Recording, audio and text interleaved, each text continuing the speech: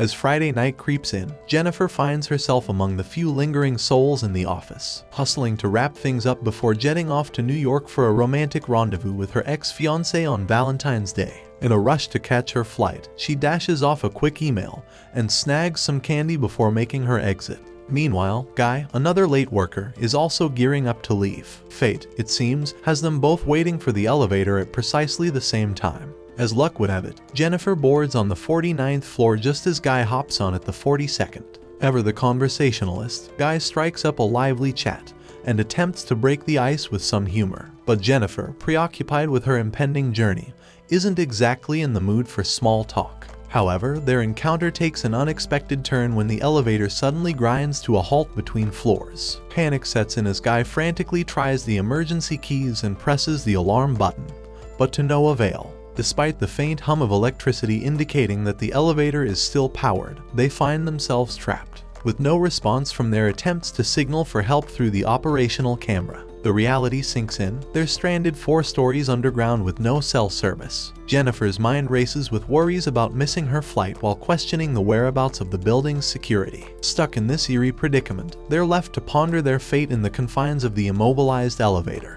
After 15 futile minutes of calling for help and pounding on the door, their voices echoing fruitlessly in the empty elevator shaft, Guy suggests a different approach. With a glimmer of hope, he proposes the existence of an escape hatch. Jennifer, albeit hesitantly, clambers onto Guy's shoulders as they awkwardly search the ceiling for any sign of an opening. In the midst of their efforts, Jennifer ends up hurting her hand from the banging, prompting Guy to gently lower her back down. As an hour crawls by, Jennifer resigns herself to the fact that she'll likely miss her flight. Despite Guy's attempts to lighten the mood with jokes, frustration bubbles to the surface, and Jennifer unleashes a colorful tirade directed at their unfortunate circumstance. Finally, in a moment of camaraderie born out of shared adversity, they exchange introductions and pick up where Guy's banter left off. Amid their banter, Guy offers Jennifer his water bottle, though they playfully entertain the idea of cracking open the wine he happened to have on hand. Discovering they both possess bottle openers in their bags, they share a laugh at the irony. Though they ultimately decide against indulging in the wine, Jennifer graciously accepts Guy's offer of water. In a gesture of solidarity, she shares some of her candy with him. Yet, mindful of their uncertain situation, they agree to ration their meager supplies, half-jokingly speculating about the possibility of being stuck in the elevator until Tuesday. As the hours drag on, Jennifer finds herself in an increasingly uncomfortable predicament. She needs to use the bathroom. However, the thought of relieving herself in front of Guy fills her with embarrassment. Sensing her dilemma, Guy offers a makeshift solution, suggesting she use his coat as a privacy shield in a corner. Jennifer balks at the idea, prompting Guy to propose using her thermos instead. Reluctantly, she agrees on the condition that Guy averts his gaze and covers his ears. To break the tension, Guy starts singing, providing a distraction as Jennifer finally lets go. Feeling a bit more at ease after the ordeal, Jennifer decides to contribute to the elevator's growing collection of artwork. Later, in a bid to stave off boredom, they engage in a game and gradually open up about more personal matters. Guy confesses his lack of connections outside of work, admitting to being consumed by his job. Surprisingly, Jennifer admits to a similar sentiment, revealing her own reasons for impulsively heading to New York. With their spirits lifted by shared confessions, Guy suggests it's high time they crack open the wine. They toast to their survival thus far, finding solace in the moment. As the night wears on, they pass the time by drawing each other, growing closer with each stroke of the pen. In a candid moment, Guy admits to having noticed Jennifer around the office before, but kept it to himself to avoid seeming like a stalker. To his relief, Jennifer takes the revelation in stride, even finding humor in the situation.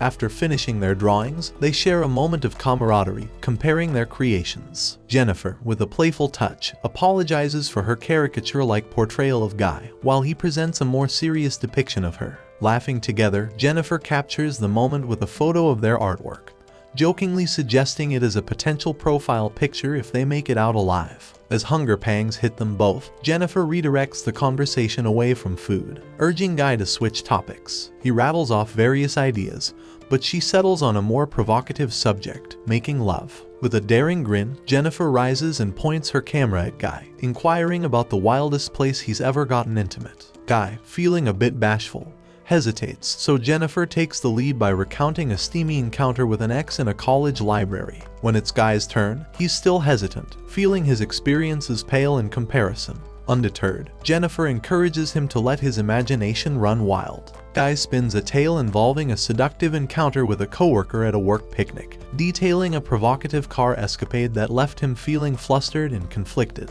Feeling a bit awkward, Guy confesses his discomfort, revealing his arousal during the encounter. He worries he's crossed the line, but Jennifer reassures him with an easygoing response. In a bold move, Guy leans in and kisses her, igniting a fiery passion between them. With desire coursing through their veins, they give in to their impulses, indulging in an intimate moment within the confines of the elevator. In the aftermath, Guy bares his soul, confessing his burgeoning feelings for Jennifer. However, she pulls away, divulging her desire to reconcile with her ex. Her trip to New York was fueled by a longing to mend their relationship. Despite the connection they've shared, Jennifer believes their encounter should remain casual, as she views her bond with her ex as something genuine and enduring, unlike their fleeting passion. Jennifer opens up to Guy, baring her soul about her emotions and recounting the complexities of her past relationship. However, Guy remains steadfast in his belief that they share a deep connection and that her ex isn't worthy of her affection. Despite Jennifer's insistence that they'll resume their separate lives once they're out of the elevator, Guy's tears reveal his profound sense of isolation, even in their shared confinement. Then, in a sudden twist of fate, Guy undergoes a profound transformation, a palpable shift that Jennifer can feel. He begins to peel back the layers of deception, confessing to fabricating details about his workplace and identity. Shockingly, he reveals the extent of his obsession. He's been meticulously observing Jennifer's every move as the building's security guard, capturing her daily routine through photos and videos. As Guy reveals the depths of his deception, Jennifer's fear and disbelief reach a fever pitch. She's paralyzed by the realization of being surveilled without her knowledge. Despite her threats to involve the authorities, Guy's anger erupts, leading to a frenzied struggle within the confines of the elevator. In the chaos, Jennifer's desperate flailing inadvertently shatters the elevator key, intensifying their confrontation. Their fight escalates to a crescendo, with Jennifer delivering a decisive blow, knocking Guy unconscious with her shoe. In the aftermath, she's overcome with fear and uncertainty, grappling with the possibility of having caused serious harm. As she cautiously approaches Guy, hoping to assess the extent of his injuries, he suddenly springs back to life, launching a retaliatory strike that sends them both tumbling into unconsciousness. Trapped in the elevator with the weight of their shared secrets and unresolved conflict hanging heavy in the air. As Jennifer awakens from her unconscious state, she finds the man already alert beside her. With a mix of confusion and anger, she demands answers about why he's put them in this bizarre situation. His explanation is chillingly simple. He wanted to strip away the distractions of the outside world to forge a genuine connection with her, to experience a full-fledged relationship condensed into a weekend within the confines of the elevator. Jennifer scoffs at his reasoning, confident that someone will eventually come to their rescue. However, her hopes are shattered when she learns that he's cunningly manipulated the guards' schedules to keep them trapped until Tuesday, effectively sealing their fate. Confronted with the grim reality of their predicament, Jennifer presses him further, demanding to know his true intentions. His response sends a cold shiver down her spine. He'd sooner resort to violence than face the consequences of returning to prison. Despite his claims of innocence, Jennifer is resolute in labeling him as her kidnapper, sparking a volatile confrontation. After the storm of emotions subsides, the man turns his attention to the present Jennifer had bought for her ex-fiancé. With a twisted sense of irony, he adorns himself in the shirt from the gift and urges her to unveil the rest of the contents. With trepidation, Jennifer reveals a box of cigars, accompanied by the requisite tools for indulgence. As he leisurely lights up a cigar, he cruelly mocks Jennifer's romantic gesture, taunting her with the notion that such gifts could have won her ex back. In a twist, he sarcastically wishes her a happy Valentine's Day. After some time, the guy apologizes to Jennifer for scaring her and asks if they can patch things up.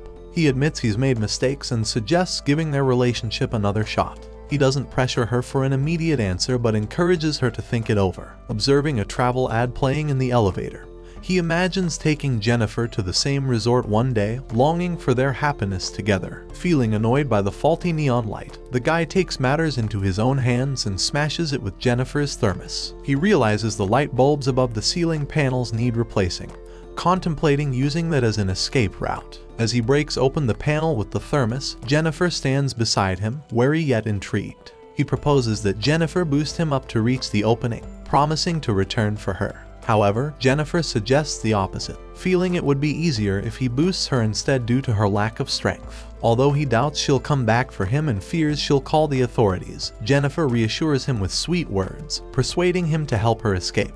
With Jennifer on his shoulders, they make their way out of the elevator. Relieved to finally be free, the guy directs her to the ladder and exit door. But as Jennifer exits, she defiantly flips him the middle finger, leaving him fuming with anger as she walks away. As Jennifer ascends the ladder, the guy devises his own escape plan. He ties two pieces of clothing together and tosses them over the elevator beam, quickly following suit by climbing up. In a sinister tone, he warns Jennifer of the dire consequences awaiting her outside. Meanwhile, Jennifer rushes toward the door as the guy closes in on her. Just as she reaches for the handle, he grabs her, thwarting her escape attempt. They both plummet back into the elevator, rendered unconscious by the fall. Upon regaining consciousness, Jennifer notices the fire sprinklers and formulates a new strategy. Rather than attempting to trigger the fire alarms conventionally, she decides to start a small fire. As smoke fills the confined space, the guy awakens, only to be met with Jennifer's swift retaliation, a punch to the nose that leaves him stunned. Seizing the opportunity, Jennifer restrains him using a piece of clothing. Despite his protests, she remains resolute, demanding that he confess to his misdeeds. With determination in her eyes, she prepares to take control of the situation and ensure they both emerge unscathed. Jennifer seizes her camera, narrating the events as she knows them. Turning the lens towards John, she demands his real name. Reluctantly, he reveals himself as John Deacons. Confessions pour out as John admits to intentionally trapping them in the elevator, even confessing to the wall etching. Jennifer presses him to acknowledge his role in her entrapment, and John confesses to both trapping and kidnapping her. Relentlessly, she probes further, coaxing him to admit to every harm he inflicted on her, from the brutal impact to tossing her against the wall. As Jennifer delves into his motives, John reveals his desire for a date with her, aware that a conventional approach would have led to rejection. He discloses his past life as a successful accountant, marred by a tragic accident that led to a brief stint in jail. Despite his release, he found himself confined to a job as a security guard. Still puzzled by his fixation on her, Jennifer questions his choice. John's response: "It's because she's exceptional." Monday arrives, and the situation remains unchanged. Security guard Eddie decides to show his new girlfriend around the building, taking her to the rooftop for a scenic view. Upon entering the building, he notices John's absence and checks the security monitors. Spotting John and Jennifer stuck in the elevator, Eddie rushes to their aid, awakening them from their slumber. Jennifer pleads with Eddie to help them escape, while his girlfriend nods off on a nearby couch. Armed with a crowbar, Eddie attempts to pry open the elevator doors. Jennifer eagerly tries to exit, but Eddie insists on fully opening the doors first. Suddenly, John ambushes them, knocking Jennifer unconscious. Eddie offers assistance, but John, feigning concern, takes Eddie's keys and claims the elevator is malfunctioning. Tricking Eddie into entering, John traps him inside, manipulating the controls to horrific effect. Witnessing the gruesome scene, Eddie meets a tragic fate as John activates the elevator, causing a fatal accident. Subduing Jennifer once more, John transports her to his car's trunk before returning to eliminate any evidence of his actions. After cleaning himself up and assuming his uniform, John conceals a cigar in his pocket and proceeds to erase any trace of his involvement from the security system. Eddie's girlfriend awakens, only to meet a grim demise at John's hands, sealing her fate alongside Eddie's. John drives to a remote location with Jennifer, intending to dispose of her. He prepares by pouring gasoline into a dumpster. Just before opening the trunk, John expresses his lingering affection for Jennifer, regretting their inability to be together. Seizing the opportunity, Jennifer feigns death. As John approaches the dumpster, she strikes him on the head, seizes control of the car, and begins driving away. However, Jennifer stops abruptly upon discovering the lit cigar in the tray. With determination, she reverses the car and collides with John, who is horrified. Exiting the vehicle, Jennifer observes John's terrified state as he falls into the dumpster. She calmly relights the cigar and walks away, tossing the burning ember into the dumpster, condemning John to a fiery demise. And that's where this video ends. Watch the next one and take care.